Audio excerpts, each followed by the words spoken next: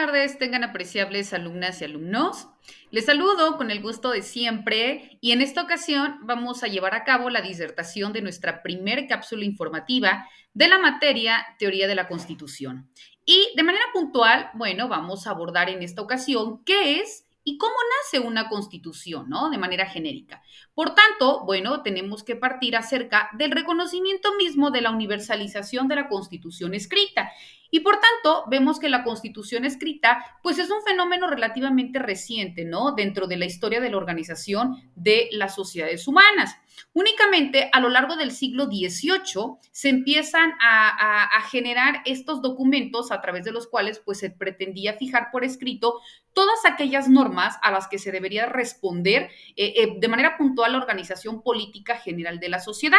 Y esto con especial interés en aquellos órganos y en aquellos procedimientos a través de los cuales se debe ejercer el poder, así como también la forma en que se relacionan, ¿no?, estos órganos con los individuos y cómo se reconocen los derechos que en un momento dado pues le van a asistir.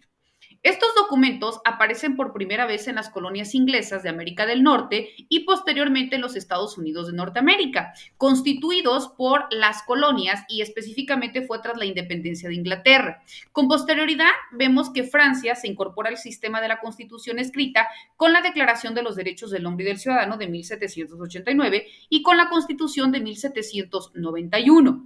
De Francia, la constitución escrita se empieza a extender a todo el continente europeo a lo largo del siglo XIX y tras su independencia de España y Portugal, también en las colonias hispanoamericanas se empieza a asumir la idea de la constitución escrita en todos aquellos territorios, ¿verdad? Posteriormente, en los estados independientes, pues también se empiezan a generar esta forma de reconocimiento escrito. Y de esta manera, bueno, el nacimiento de las constituciones escritas da lugar a una forma muy localizada dentro del contexto mundial y se empieza a generar hasta los 2 siglos siguientes, donde empieza a producir un efecto de expansión extraordinaria y de manera puntual, bueno, la constitución escrita es la forma general de la organización del poder en prácticamente todo el mundo y por tanto genera la época del Estado constitucional.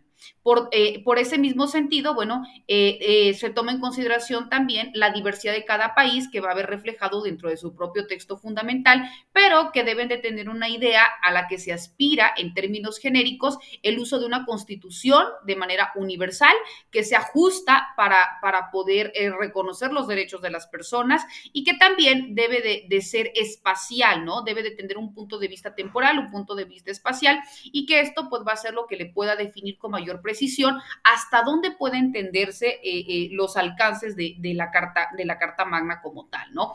Cuando nosotros también hablamos de la Constitución, vemos que su carácter fundamental de la Constitución deriva de que dentro de esta el constituyente quiso establecer una serie de fundamentos también firmes y prácticamente inamovibles, o al menos que no fueran alterados de manera pues muy sencilla, ¿verdad? Esto a partir de una convivencia civil, a través también de la actuación de los poderes públicos y que todos ellos se encontraran de una manera estricta, de una manera sujeta a las normas contemporáneas y a los comportamientos garantizados específicamente en el reconocimiento de los derechos de las personas, ¿no? El hecho de que una constitución tenga un objetivo principal para generar la organización de las instituciones de un Estado y garantizar los derechos de los ciudadanos, pues deja su clara vocación para convertirse en la norma fundamental del ordenamiento y esto en principio genera dos características fundamentales, ¿no? Uno, que es el texto constitucional y otra, el objeto de distinción de la Constitución.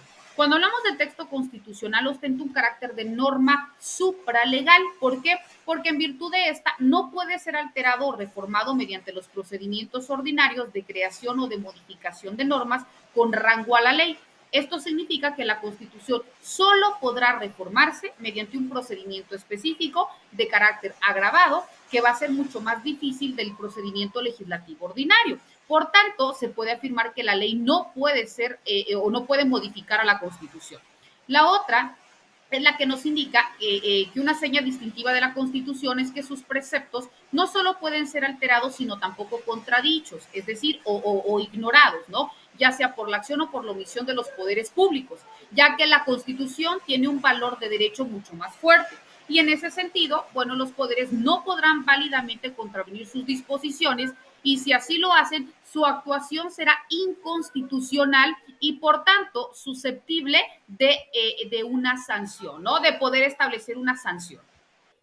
En ese mismo sentido, bueno, el reconocer a la Constitución como una norma fundamental del ordenamiento, pues nos inserta dentro de esta problemática de su eficacia, ¿no? O en este sentido de la cuestión de la fuerza normativa de la Constitución, lo cual nos indica que la contraposición entre la Constitución formal y material y también la interrogante sobre la fuerza normativa de la Constitución, vemos que es un problema que se presenta respecto a la Constitución. ¿Por qué? Porque no existe ni puede existir una voluntad superior que imponga coactivamente su cumplimiento, ¿no? También cuando hablamos del constitucionalismo liberal y específicamente de la concepción material de la Constitución, vemos que el derecho como ordenamiento jurídico, no como normas individualmente consideradas, sino como también parte de un orden social en su conjunto, no puede descansar en la coacción, ¿no? Sino que más bien tiene que descansar en una aceptación social. ¿Por qué? Porque es la esencia y el elemento importante que va a regir y que a partir de este pues va a conferir todos aquellos derechos y reconocimientos de toda la colectividad.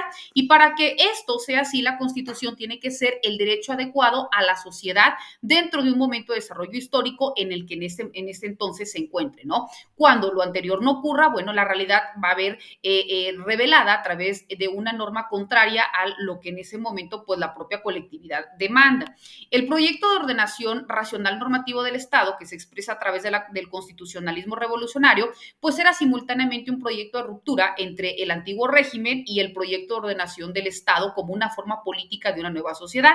Y por tanto, bueno, se empiezan a generar todos estos acontecimientos y procesos revolucionarios para luego entonces adecuarlo a las necesidades actuales, reales, inminentes, a lo que en ese momento pues la colectividad demanda y que luego entonces ya empiecen a proteger de manera pues mucho más amplia los derechos de nosotros como personas. Bueno, apreciables alumnas y alumnos, vemos que estos y otros temas son los que vamos a continuar disertando tanto en nuestras subsecuentes cápsulas informativas, así como también de manera muy puntual dentro de nuestras sesiones virtuales, quedando como siempre sus apreciables órdenes ante cualquier duda o comentario. Que tengan excelente día. Hasta luego.